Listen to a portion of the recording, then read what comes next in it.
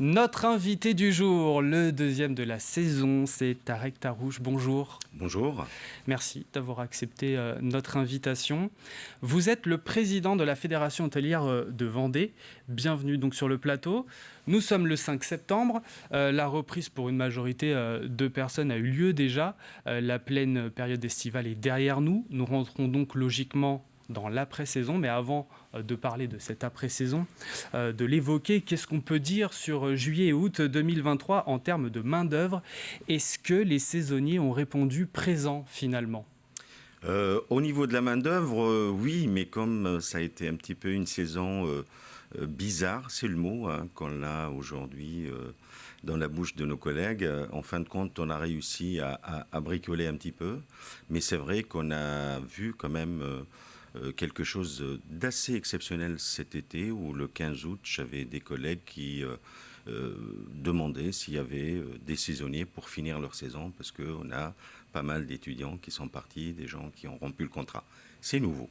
D'accord. Quand vous dites bizarre, c'est qu'il y a eu quelque chose de particulier qu'on ne retrouvait pas avant dans les autres années, en fait, sur les autres années? Bizarre, déjà la saison était bizarre. Parce que quand on s'attend à une très très belle saison et on fait un mois de Et mai, on en a parlé dans un de nos sujets d'ailleurs. et mois de juillet et mois de juin, vraiment au top. On s'est dit là, ça y est, c'est parti, on embauche, il n'y a pas de souci, on va essayer quand même de faire le maximum. Et on arrive avec un petit mois de juillet, vraiment tout petit mois de juillet. Le mois d'août était un petit peu stable, mais c'est vrai qu'au niveau du personnel, ça reste. Je sais qu'on n'est pas les seuls. Toutes les branches économiques en souffrent, mais c'est vrai que pour faire une saison dans un département touristique reconnu par le monde entier, c'est pas qu'en France, c'est vrai que ça devient compliqué, donc il va falloir faire quelque chose. Comment on l'explique, ce manque de main-d'œuvre? Est-ce que c'est un manque d'intérêt pour ces métiers-là ou il y a autre chose?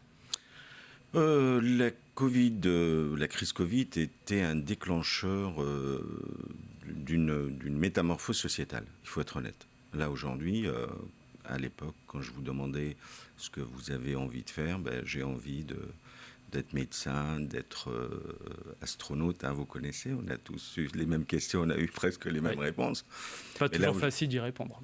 Pas du tout, mais là aujourd'hui les gens aspirent à autre chose et c'est vrai que cette nouvelle façon de voir à la fois la vie privée, la vie professionnelle est très nouvelle et il va falloir qu'on s'adapte. Il y a aussi une pénurie de logements criante dans le département. Est-ce que ça doit jouer aussi forcément côté saisonnier? Oui, ça joue. Ça fait plusieurs années, là c'est encore le cas, ça continue, c'est toujours une problématique, donc ça joue aussi. Ça joue énormément et je vais vous dire, à l'époque, les Sables-d'Olonne étaient une ville un peu plus jeune qu'aujourd'hui, avec beaucoup de jeunes donc, qui habitaient sur place, donc on pouvait les embaucher.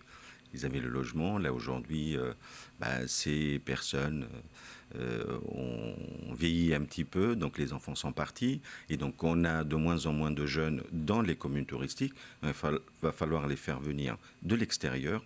Et vous savez très bien que les communes touristiques ne sont pas extensibles non plus. Tout ce qui est rare est cher. Et donc, le logement devient assez cher. Mais il y a quand même quelques idées et quelques initiatives des communes du littoral, comme celle des Sables-d'Olonne, La Tranche-sur-Mer, Noirmoutier, qui vont essayer de résoudre un petit peu cette problématique. Alors, et quelles sont justement ces initiatives? Quelles solutions pourraient voir le jour? J'imagine qu'on pense déjà l'année prochaine.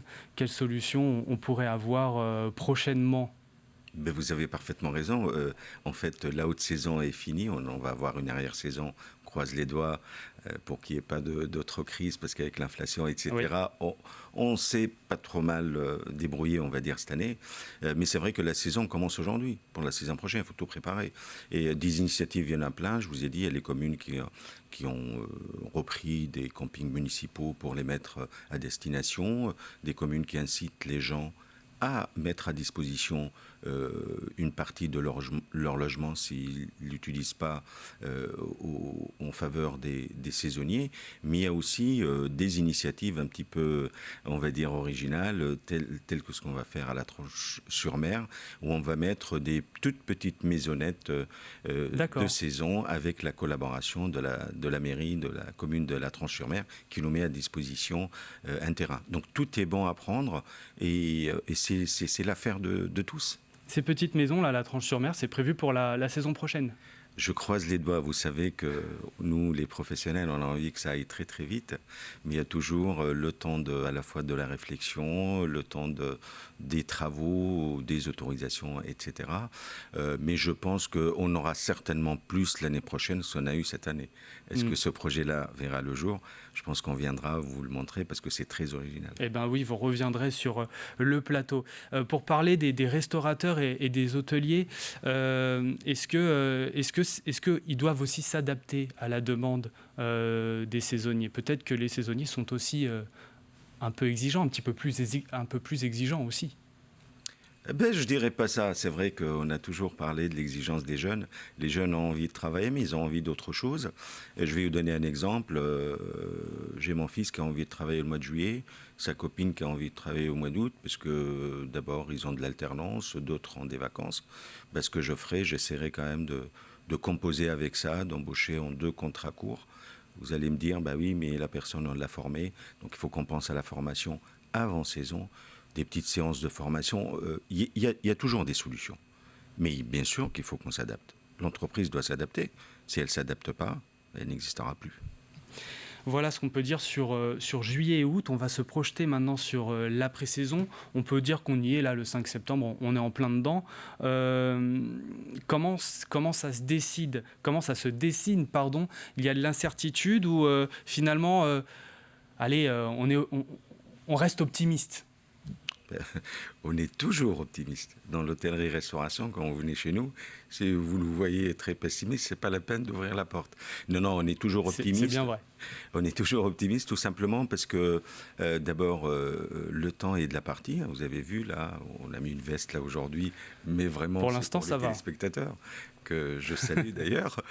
Mais c'est vrai qu'il fait chaud, il fait très chaud, il fait beau.